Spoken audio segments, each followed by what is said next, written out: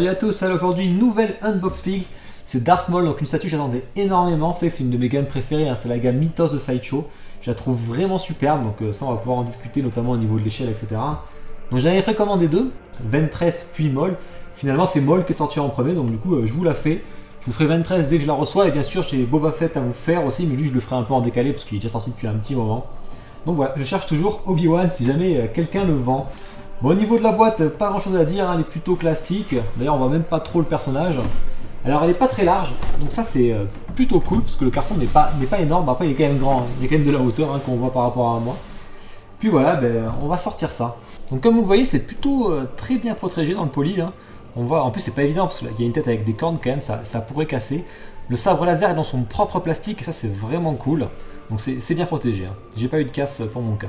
Bon, on va commencer avec la base. Alors la base c'est vraiment un des changements hein, sur la gamme Mythos hein, comme on voit. Avant on avait un cercle rond plutôt classique, maintenant c'est plus le cas. On a carrément une vraie base. Alors c'est ce que j'aime chez la gamme Mythos, c'est que c'est une interprétation quand même. Hein. Ça vient de travail d'artiste. C'est pas ce qu'on voit dans les films hein, notamment parce que de toute façon là on voit le Darth Maul qui a ses jambes mécaniques. Donc on voit que c'est Star Wars Clone Wars. Hein. Donc on voit que ça vient de la série aussi télé justement qui fait que le Maul revient et n'est pas mort dans les films.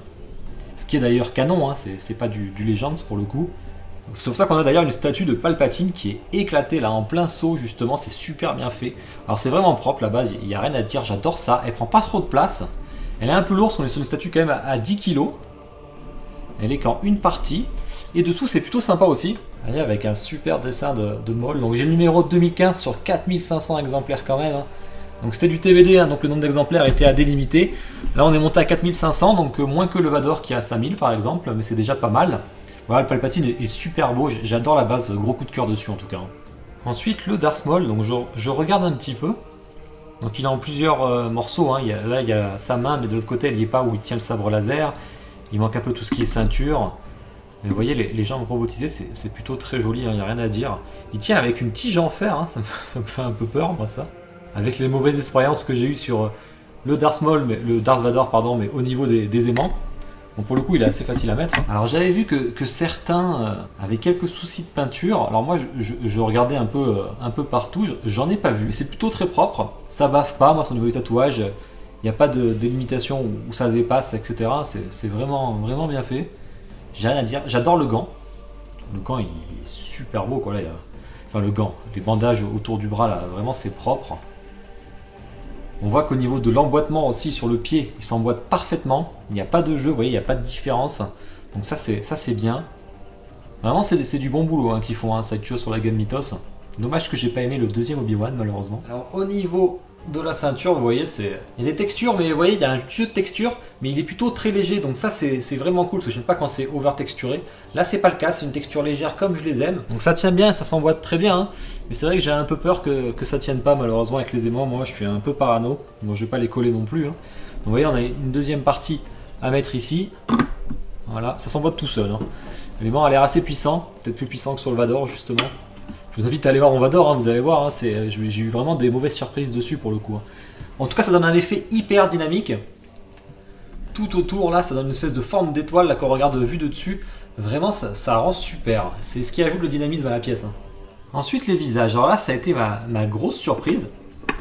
Ça, c'est le visage classique, c'est celui que je pensais que j'allais mettre. Voyez, il est vraiment très propre, il n'y a rien à dire. Hein. Avec les petites cornes.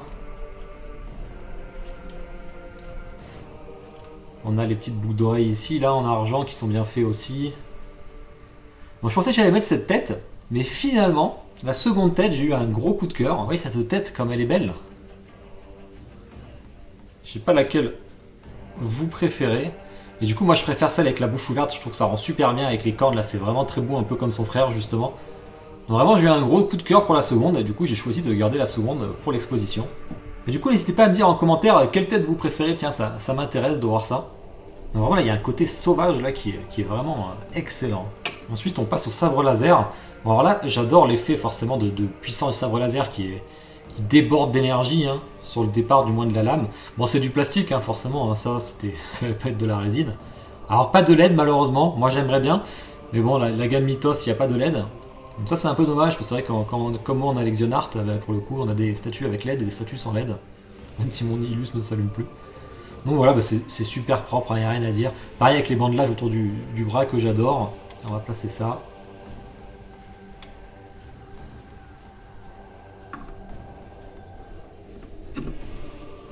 Voilà. Je sais pas ce que vous en dites, vous me le direz en commentaire d'ailleurs. Mais il n'y a pas de démarcation. Ça c'est au niveau de la tête, on voit que c'est difficile à voir. Hein. Forcément il y en a un petit peu parce que comme on place la pièce. Hein. Mais vraiment c'est hyper bien masqué hein, pour le coup. Hein. Vraiment c'est une très belle pièce qui fait honneur à la gamme Mythos hein, pour le coup. Hein. On va regarder un peu tout ça en détail.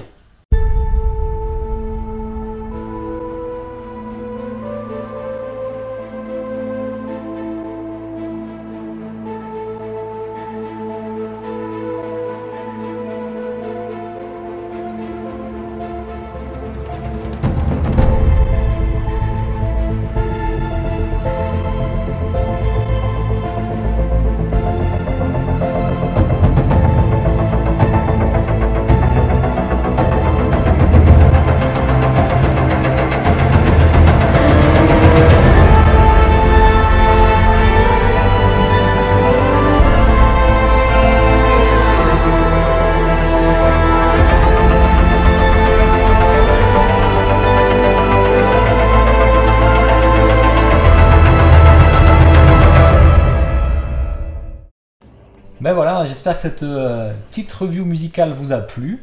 En tout cas, moi j'ai un vrai coup de cœur pour cette statue. Hein. C'est surtout le design, le concept de la statue est vraiment génial et qui est propre à la gamme Mythos. Hein, souvent, bon, à part le dernier Obi-Wan que moi personnellement j'ai pas trop aimé, ni le Palpatine parce qu'il y a du tissu, etc. Mais en tout cas, je trouve que celle-là elle dégage quelque chose. Avec Ventress, ils ont fait très fort sur les deux. Pour moi, Ventress c'est encore un cran au-dessus. Mais alors bon, j'attends de la recevoir quand même pour me faire mon avis. Hein. Mais vraiment, elle est impressionnante. Alors, je vous mets la taille en même temps à côté. Alors bien sûr la hauteur hein, c'est à la pointe de l'épée parce que c'est une échelle 1/5, donc une échelle un peu bâtarde, parce qu'en général on n'a que du 1/4 sur Star Wars, d'ailleurs on a que du 1/4 sur Star Wars, à part les Gentle Giant et tout là qui vont en 1/6, mais en 1/5 il n'existe que la gamme Mythos, après elles vont très bien ensemble, c'est sûr si on est à côté d'un 1/4 il peut paraître un peu petit, après Maul est petit donc à la limite ça passe. Donc je vous ai mis l'intégrale de Dark Maul côté légende, hein, pas côté canon parce qu'il y en a côté canon aussi, vous voyez un niveau taille par rapport à un comics. Il y a quand même une bonne marge, hein, c'est quand même une bonne grande statue. Donc vraiment, j'en suis très content. Le paint job, pour moi, il est impeccable.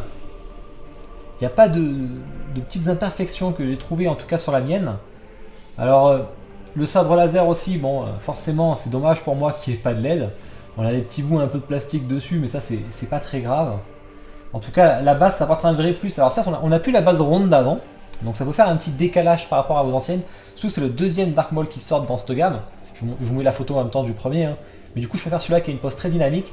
Elle rappelle un peu le XM d'ailleurs qui est en 1/4. Même si là c'est complètement différent parce qu'on est carrément sur un concept hors film. Le gros plus pour moi c'est l'effet dynamique de sa tenue. Qui est vraiment tout autour en étoile et ça rend vraiment bien. On a aussi des petites textures donc, comme je vous ai dit hein, mais qui sont vraiment plutôt fines. C'est pas prépondérant donc ça c'est vraiment cool. La petite puissance sabre laser là qui est mal dosée là vraiment on sent le crépitement limite donc ça c'est vraiment bien fait. J'ai pas de défaut particulier à dire, moi c'est un gros coup de cœur. Le prix alors ça a un peu monté entre temps par rapport aux précédentes forcément. Avant on était à 350 € la statue, maintenant on est à 600 €, mais ça c'est l'évolution du prix de la résine qui est toujours en augmentation hein, malheureusement. Mais je vous ai pris aussi des photos avec les autres donc n'hésitez pas, d'ailleurs je vous la mets mais sinon je les ai mis sur mon Facebook hein, sur ma page Facebook, donc vous pouvez aller voir. J'ai déjà fait l'unboxing de Dark Vador, il ne reste plus que Boba Fett et Ventress quand elle va arriver. Et j'ai vraiment hâte de voir la prochaine. J'espère que ce sera un Anakin ou un Count Dooku, ce serait vraiment le top. Alors on a aussi Ahsoka, mais vu qu'elle sort en premium format, je pense pas qu'ils vont la faire en Mythos de suite. Mais comme c'est un personnage très demandé, c'est fort probable. Mais voilà, j'espère que cette review vous a plu.